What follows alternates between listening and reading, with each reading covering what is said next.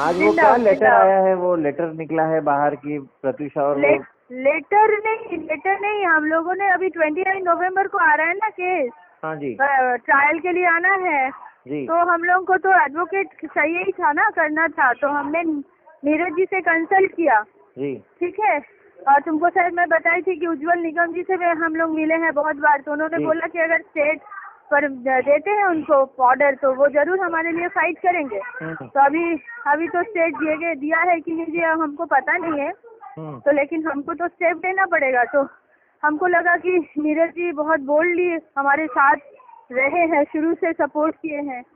तो हाँ, तो उनसे हम मिले तो उन्होंने क्या बोला, वो चार्जशीट पढ़े तो चार्जशीट में जो बहुत सारा चीज है जो हमको माँ बाप को तो पता नहीं ना उसके अंदर में क्या है, और इन्वेस्टिगेशन बहुत ही वीक है, पेज भरे हुए। तुम अगर कभी मिलो तो चार्जशीट का देखो, खाली पन्ना से भर दिया है और एकदम वीक चार्जशीट बनाया है, ठीक है। उसमें इन लोगों का जो टेलीफोनिक कन्वर्सेशन का जो है ना, वो उसमें बहुत सारा कंफ्यूजन है।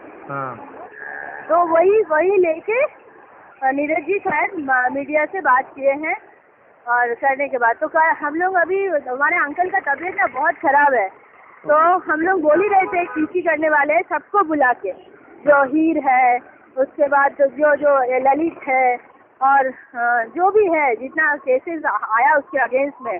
हाँ, तो नीरज जी बोले कि पीसी करेंगे, तो कल अगर होता है ना, तो मैं तुमको फोन करके रात को बता दूंगी कि कौन सा वेन्यू होगा, क्या है, नीरज जी के यहाँ करेंगे कि कहाँ करेंगे। अभी आपने वो कॉन्वर्सेशन पढ़ा तो है, राइट?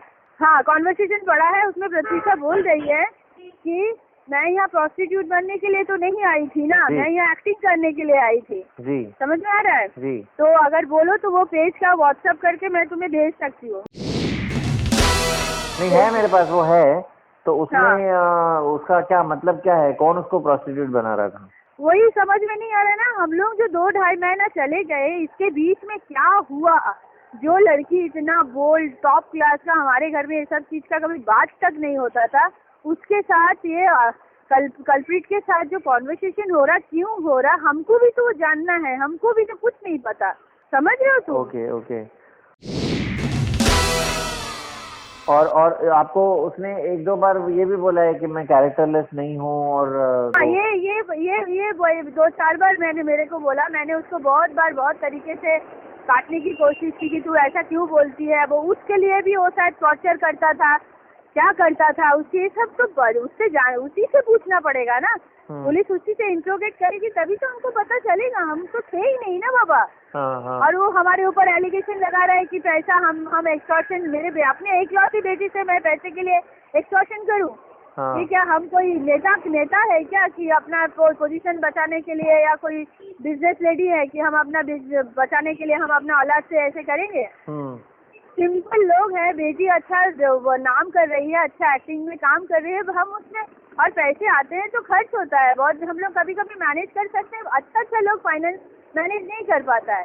तुम आने के बाद क्यों 70-80 लाख खा गए, 1 करोड़ तक खा गए, तुम आने के बाद उसके पैसे क्यों यूज चाहिए, सारा क्वेश्चन तो उससे पूछना चाहिए ना। हाँ, ये पूछेगा कौन? ये तो पुलिस को पूछना चाहिए, पुलिस क्यों हम उसका सपोर्ट कर रहा है, क्यों इतना ढीला किया। ये एक जगह ये भी बोल रही है ना कि मेरे ये डैडी को भी कुछ गाली दे रही है अपने। हाँ, तो ये वैसे ही तो कर रहा था ना, डैडी मेरे अगेंस्ट में, डैडी के अगेंस्ट में सब उसको कर दिया था। तो जैसे बाप होगा तो गुस्से में तो बेटी को बोलेगी ना, कोई भी बाप होगा तो। तुम्हारे मम्मी पापा डांटते नहीं है, गाली गलौज निकलता नहीं है मुझसे जब आप एक्सट्रीम लेवल पे चले जाते हो, तो आप समझा रहे हो, बात नहीं समझ रहा है, तो उसको लेके वो मॉनिटर कर रहा है। तो फोन सोचो कितना छाती रहे थे, फोन को इसमें रखा था, क्या बोलते हैं उसको, क्या बोलते हैं जिसको आप सुन सके हो, रिकॉर्डिंग में समझ रहे हो? तो वो प्रत्युषा का फोन रिकॉर्डिंग में रहता है, क्योंकि जिस दिन वो रो के लीना डाइस को फोन की थी ना, लीना डाइस आ रही थी, लीना डाइस अपने बयान में भी बोला है, तो लीना डाइस का वो आता है और आके देखता है कि लीना डाइस को वो प्रत्युषा फोन कर रही है कि आई नीड हेल्प करके। लीना आने वाली थी और वो फिर आता है घर में और फोन देखता है, देख के बोलता है नहीं everything is all right.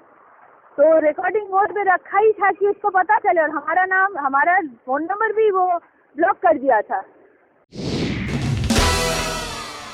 Daddy ने उसको चिल्ला के क्या बोला था जो वो डैडी को भी गाली दे रही है, ऐसा क्या हुआ था? डैडी समझा रहे थे कि अरे तुम बहुत ये ध्यान दो, और उसके बाद ये हम लोग कभी भी ये सब एक साथ में रहना वहना पसंद नहीं करते थे भाई।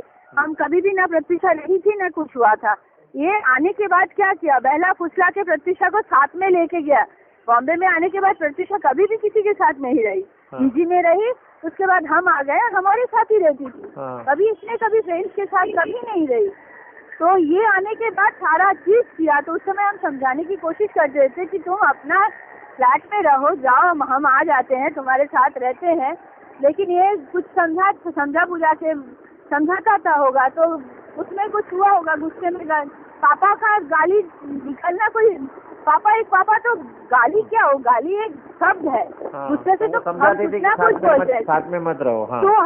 तू आ जा, तू अगर प्रॉब्लम में है, तुझे लग रहा है, तो फिर उस समय निकला होगा कि ऐसे वहाँ उसके साथ जाने की जरूरत नहीं है, तो अपने फ्लैट में जा, हम आते हैं। ये सारा बात है, बाकी और कुछ नहीं। उसको ये इस तरह से फ्रेम कर रहा है, और उसके बाद कुछ बचा नहीं है ना बाबा उससे, क्योंकि हमारे साथ रहते हुए प्रत्युषा का ये घटना तो हुआ नहीं ना। और तुम उसके फ्रेंड से पूछो, काम्या से पूछो, उसकी फास्ट फ्रेंड एक है खिलची गोपलानी, उसका होगा तो मैं उससे परमिशन लेकर उसका नंबर मैं तुम्हें मैसेज कर दूंगी। तुम पूछो कि हमारा रिश्ता कैसा था, कैसा रिश्ता था। लेकिन ये खराब कर दिया पूरा राहुल ने। 2.5 महीने में क्या हुआ, या उसके बीच में वो लोग जब साथ रहते थे उन लोगों का क्या कन्वर्सेशन होता था, वो प्राइवेट कन्वर्सेशन तो हमें पता नहीं है ना। हम साथ, तुम लोग मैच्योर हो जाते हो तो तुम्हारे पेरेंट्स को तुम नहीं पता होता है कि तुम अपने फ्रेंड्स के साथ क्या बात कर रहे हो। उसने वो रिकॉर्डिंग सॉफ्टवेयर उसके फोन में रखा था और प्रत्युषा को मालूम नहीं था, आप बोल रहे हो? शायद नहीं, मालूम ही नहीं था होगा ना, मालूम नहीं था होगा। जैसे रहता है तो उसको पता चल जाता था कि वो किसको कॉल कर रही है और क्या कर रही है। और वो हमारे अगेंस्ट में हम कभी मिलो तो मैं तुम्हें, वैसे तो मीडिया के लिए नहीं, ऐसा बेटा तुमको मैं बोलूंगी कि किस लेवल पे उसको लेके गई थी। जो बेटी माँ पापा करके पागल थी, वो कितना भड़काया था कि वो हमारे साथ बात तक नहीं करना चाहती थी। तो वो खत्म करने के लिए पैसे की लालच में ही वो हमारे यहाँ घुसा था। नहीं तो कोई जाने के बाद अगर प्यार करता हुआ तो 4-10 लड़कियों के साथ अभी घूमता। 1 महीना नहीं हुआ, बर्थडे वाला अनिल शर्मा के साथ एक रूम में टाइम स्पेंड करता। तो देखो क्या है, तुम लोग भी तो देख ही रहे हो ना। हम अलग से क्या बोले, कोई अगर इतना शौक होगा, वो अगर इतना कमिटेड था तो दूसरे लड़की के साथ और फोटो शूट करवाता। उसको लैडर बना के उठना था और हमारे को बर्बाद करना था, उसने कर दिया। और उसके बाद कुछ बचा नहीं ना। वो शुरू से तो यही हमारे ऊपर एलिगेशन लगा रहा है कि हम अपने बेटी से पैसा मांग रहे हैं। औलाद से माँ बाप पैसा मांगना क्या गुनाह है क्या?